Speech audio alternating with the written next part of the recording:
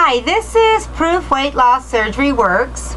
This is Rosemary, your Sunday blogger. I hope everybody's doing good and having a wonderful Sunday. I have another topic. Let's see. Topic for week October the 18th, 2009. It covers 3 questions. Okay, let me get right to it. Sorry, I'm having to look down. I'm having to look at my computer for the questions. How do you stay motivated to keep up with your diet, exercise, and eating habits? Well, how do I get motivated? How do I stay motivated? Well, one of the motivations is this. This was me in my 20s. No, maybe I was 19, almost 20.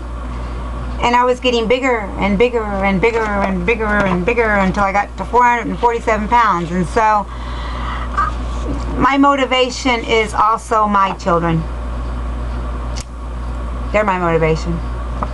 This is Sarah and this is Raquel, and they both have children, and I want to stick around to be here for my girls and my grandchildren. Even though they're not near me, I'm still their grandmother and I'm still their mother. And yeah, for my family. How do I get motivated to exercise? Well, in the mornings I already have a routine, so I don't know, it's become a routine. It's become a daily life for me. It's weird because that was never part of my life ever. You know, exercise was just not a thing I did. So now it's become a thing I do in the mornings, you know, and it's part of my regime, you know. Number 2, what 3 tools do you use to stay focused and successful on a daily basis when it comes to life after weight loss surgery? Well, I gotta say that the first tool is my gastric bypass tool. That's number 1. I still eat small amounts. I can eat a little bit more, but I still get full pretty fast. One of my tools is my blender, my little blender. This tells me exactly what I need. I use this on a daily basis. Fiber is another tool. I just have to have fiber in my shake, and you got to keep that stuff going through your body. And yeah, so my 3 tools is gastric bypass, of course, my pouch, my blender, and fiber. Fiber, and more fiber. And lots of water. You know, you can't forget that your body has to get hydrated. You need water at all times. A lot of times we say that we're hungry, but we're not hungry. Our body's craving water. It's, you know, it really is. It's just, it really is. I've noticed that as soon as I drink my water, I'm not craving food anymore. Not that I'm not eating, don't get me wrong, but you know those night attacks, you know, those snack attacks that we get at 9:30, 10 o'clock at night. Yeah, drink you some water, and believe me, a lot of times that'll stop it, because your body's asking for water, not for nutrients, not for food, especially if you've already eaten. Okay, number 3. How do you manage the mental game of this journey? Whoa, that is a roller coaster. How do you stay positive day in and day out? Wow. I got hit by that question. Wasn't expecting that one.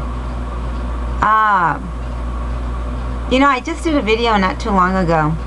I probably shouldn't be talking about my channel on this other channel. But I just did one not too long ago about how people can be hateful sometimes. And, you know, my body's not exactly skinny mini, you know. I am small on the top and large on the bottom, and I have big hips. And this mental journey can be tough if you're not prepared. Just like we're prepared for our food, sometimes we have to be prepared in our minds. And what I mean by that is, when people throw things at you, they throw a curve at you, and you get called names or whatever it may be, or whatever it may be. You've got to be prepared mentally, because you could fall so easily and back into your old habits because of one person that hurt your feelings or said something, and this is about a success in our minds, a success in our bodies. But a lot of times, guys, it's not just an outer success. It's got to be a success up here. We've got to be ready to take the challenge. Just like when we were overweight and we took challenges. How did we get our socks on?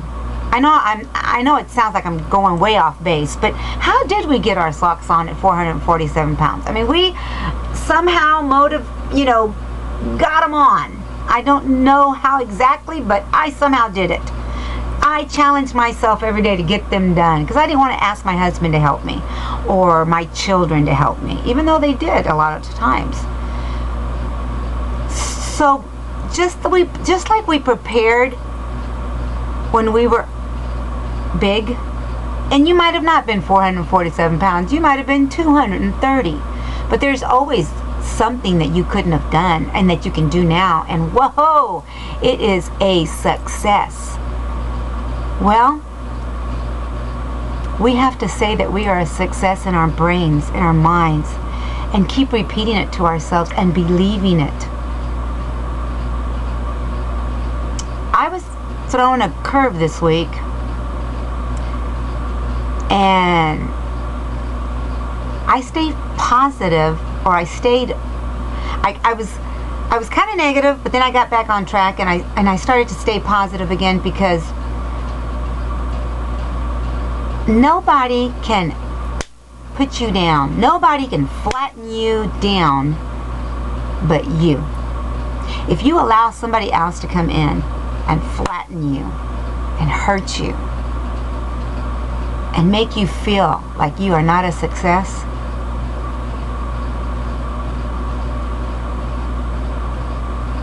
then it's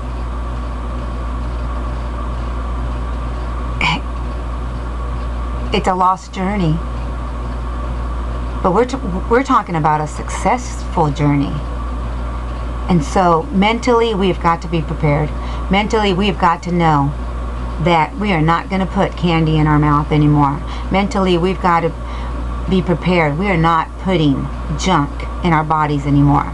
We are ready for healthy food, exercise, and a life of enjoyment. So, God bless, and I'll be back next Sunday. Don't forget to rate and subscribe. Love you guys. Bye.